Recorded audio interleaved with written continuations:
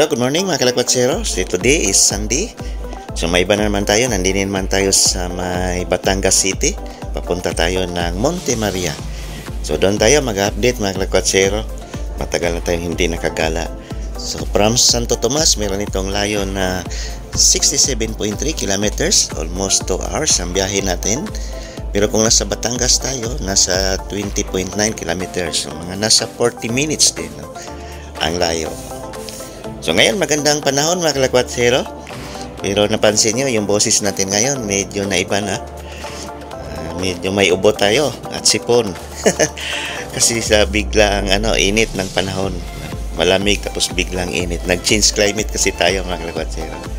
So ngayon napakaganda, no? Ang view din Ito na yung Lubo, Batangas Highway. Yan.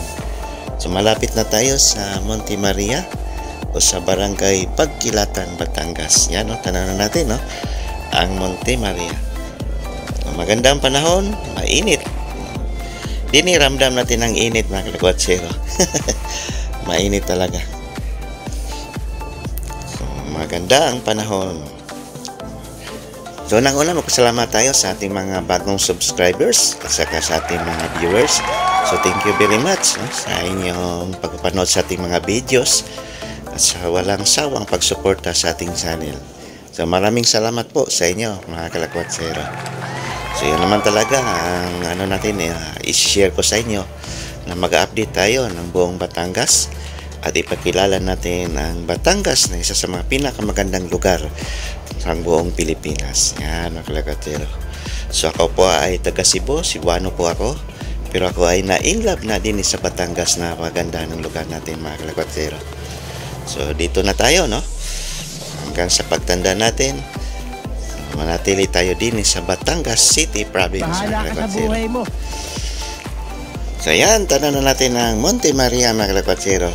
Hindi lang to ngayon lang tayo na visit. Yearly po tayo na visit din sa Monte Maria mga kalakwatsero. Kahit nung pandemic, kahit sarado to, hindi tayo, no? Kahit hindi tayo pinapasok ng guard. So masarap kasi din mag-rides, no? Kahit rides lang ang natin, sulit talaga. Lalo na kung ang motor nyo at saka yung sasakyan nyo is bagong-bago. Ang sarap kaya din na i-break no? Kasi may mga paahon, palusong, paahon. Yan, ang sarap talaga. Napaganda lalo na pag dumiritso pa tayo ng Lubo. Kasi sa Lubo, along Coastal Road yun, napaganda. Pagbaba natin ng Monte Maria mga kalakwatsero, ang ganda ng view din So next time na lang, no? Sa ngayon, nandini na tayo sa entrance ng Monte Maria. So dini muna tayo mag-update. Yan. So ito na pala ang entrance. Noong una hanggang dini lang tayo, hindi tayo makapasok. Palaging sarado kaya to. Ngayon lang to, no? I think last year pala nag-start na i-open ito. Kasi aside sa pandemic, mayroong problema din to. Nagka-problema din. Magkano? Gawin to sir.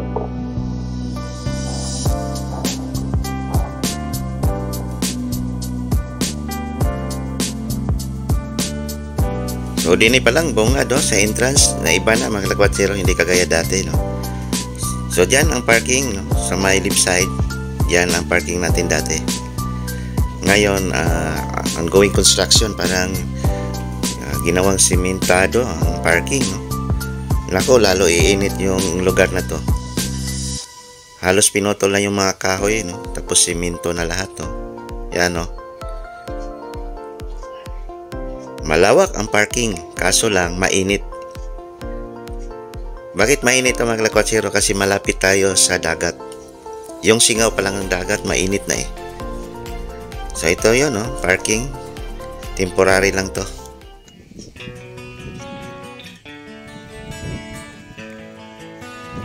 So yan mga kalakwatsero, ito na yung pinaka-entrance ng Monte Maria. Yan, no? So sa gitna parang fountain to, under construction pa. So left and right ang construction din yan, daming ini-improve din sa Monte Maria. So yan yung Miracle Glass Walk. Yan, no? Sa may left side. So itong area naman, harap ng Monte Maria. So nawala na yung parang garden din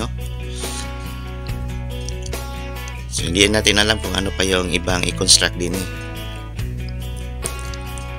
So, yan yun, isa sa mga dinadayo yung glass walk. So, ito na yung Monte Maria Shrine. Or ito yung tinatawag na the Mother of all Asia. So, ngayon, open na ito mga kalakotsero. Pwede na tayong umakyat sa taas na may ano yan, taas na 98 meters. Pangsyam na pinakamataas na statue sa buong mundo. Yan, pangsyam. So, meron niyang entrance fee na 150 pag naakyat tayo. So, yan yung kamay ni Virgin Mary. Nandyan yung parang terrace. So, yan yung overlooking sa buong Batangas Bay.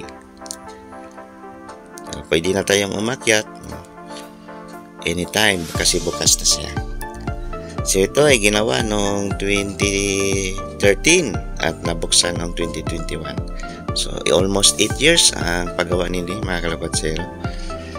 Na may lawak itong 130 hectares pero so far ngayon 8 hectares pa yung nagamit, no? Din dito yung going construction itong mga yung capsule at saka yung glass walk. Yan. So mamaya lapitan natin yan mga kalakotsero. So sa ngayon wala pa, hindi pa na binuksan yung Miracle Glass Walk. So soft opening lang pala yun noong December 5. So ngayon wala pa daw permit to operate itong Miracle Glass Walk. So itong area na to sa baba parang parking area, sinisiminto na yung parking area. So ang problema lang mga kalakotsero, nawala na yung mga puno ng kahoy, Sana mayroon pang itiran ng mga kahoy para hindi mainit. So yung green nature ng Monte Maria ngayon parang hindi na, Puro na mga simento ngayon ang ating makita ngayon. Parang nakalbo na ang Monte Maria, mga kalakotsero. Nawala na yung green nature. Hindi kagaya dati, Sa daming construction na ginagawa ngayon ng Monte Maria.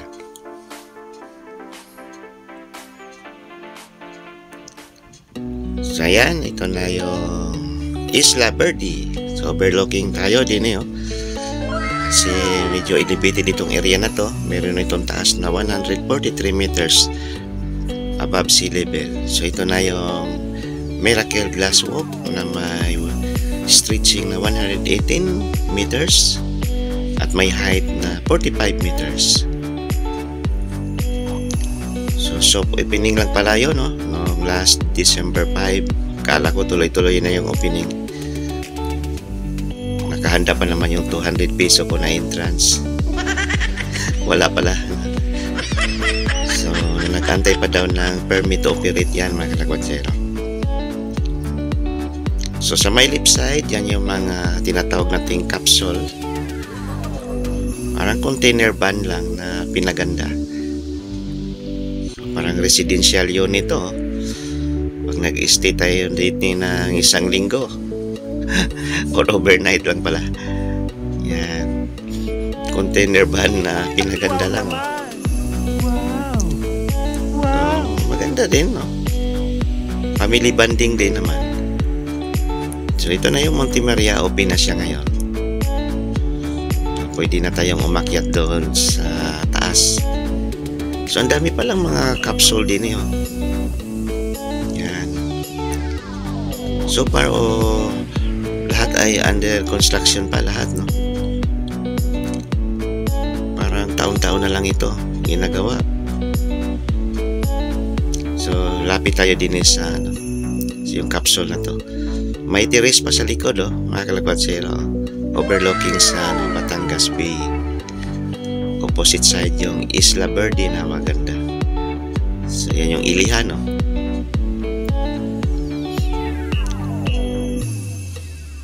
So yan, ang daming tao na pala doon sa taas. Sa may kamay ni Virgin Mary. Nandun kasi yung terrace. So ito naman yung parang biodeck din papunta doon sa Monte Maria Shrine. Yan. So alam niyo mga kalakotsero, meron niyang height na 98 meters or 33 floor.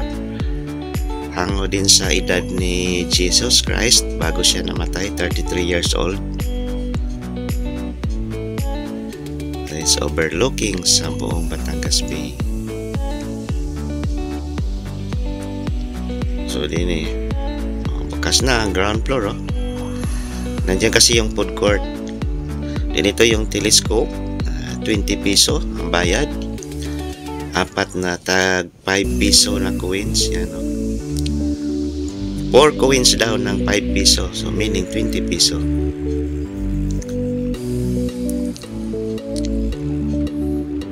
So pag nakakita tayo dyan, magbayad tayo ng 150 piso. Mula alas 8 hanggang alas 6 ng hapon, din alas 6 ng hapon to alas 8 ng gabi, 170 ang entrance. So din pasok tayo sa simbahan, yan. So wala pa masyadong tao kasi hindi pa nag-start yung mass. Mamaya pag nag-start yung mass, puno na to din. So hindi pala gaano kalaki, no? Tamang-tama lang yung space. So ito yung pinaka ground floor. At saka sa kabilang side ito na yung food court. Parang nahati lang, mga kalakwatero. Opposite side, yun, food court. So, ang dami natin bisita. Karamihan ay mga nanay at lola. Mga senior citizen. No? So, ito yung mga bisita natin galing Muntinlupa. Yan, no? Ito yung bus nila, shuttle bus. Maraming salamat po. Muntinlupa, Alabang.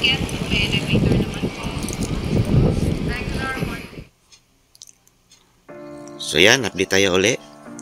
So, pansin nyo mga kalakwatero, pinalawak yung parking area ng Monte Maria, yan, no? Sinisiminto lahat. So ito yung problema natin na napakainit na, no? Kasi nawala na yung mga kahoy, yung mga puno. Dati kasi yan, ang daming puno, no? Parang ang nangyari ngayon ng Monte Maria Shrine, naging kalbo tuloy, no? Nakalbo, nawala yung mga puno ng kahoy. Yan. Siguro dahil yan sa kanilang mga bagong attraction ngayon, yung glass walk at saka yung mga capsule. Tapos hindi pa natin alam kung ano pa yung mga next improvements din sa Monte Maria. So Monte Maria is a pilgrimage center ng buong bansa. Ito yung tinatawag na Mother of all Asia.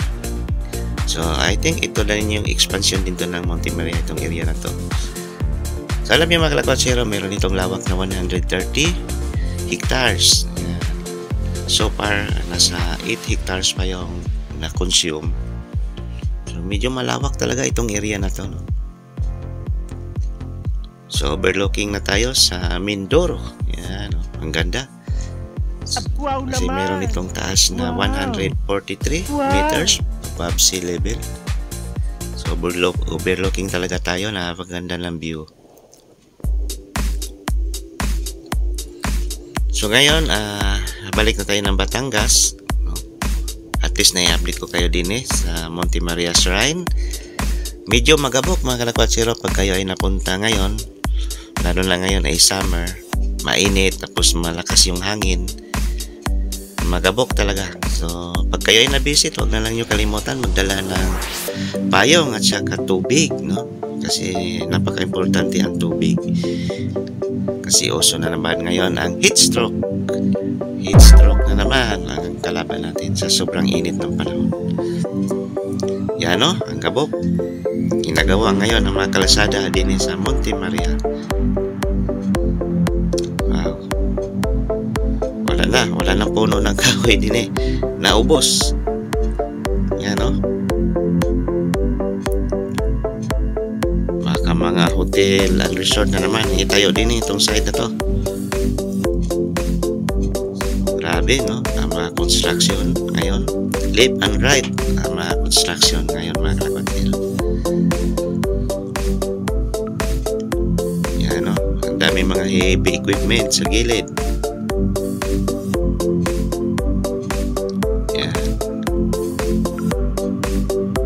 nakalito kung saan na tayo nalabas.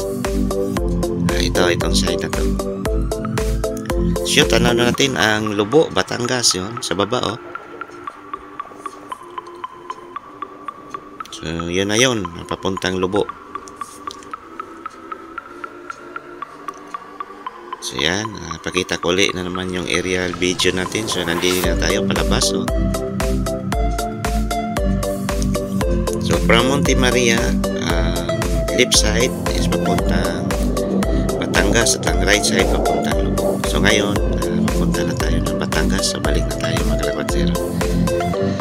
Doon na tayo magla-lunch. Medyo mainit na. Ang oras natin ngayon is nasa 11:45 na pala, no? Ng tanghali. So, at least na-i-update ko kayo din sa Monte Maria Shrine. So, ito ay may layo na 20.9 kilometers from Batangas City. Wow. Dini ang napaganda ng view din yun. Malapit na to sa may Ilihan. Meron ng dinidig. O dike. Dike pa ng tawag ko. Dini. Nakapalimutan ko anong barangay ito. Magpapatsero. Ayan, dini na lang tayo. Maraming salamat sa inyong panood. God bless us all. Thank you. Bye-bye.